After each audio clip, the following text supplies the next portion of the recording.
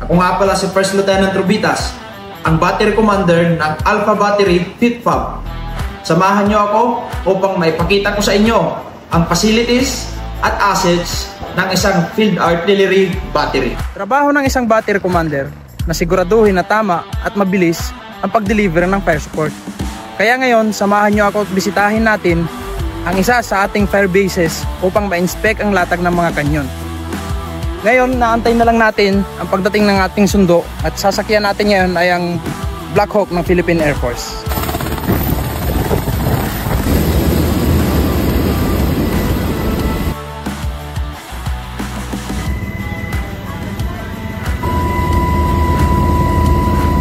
Andito na po tayo sa ating firebase na kung saan nandito po sa aking likod ang M101A1 howitzer. Ang bala po nito ay 105mm high explosive. Andito po ngayon ang tropa ng Alpha Battery upang inspect at mag-rehearse sa pagkakalatag ng kanyon. Sana'y may natutunan kayo at hinihikayat ko po kayong sumali sa hukbong katihan ng Pilipinas. Ako po si First Lieutenant Rubitas, kami ang mga artilyero, hari ng larangan.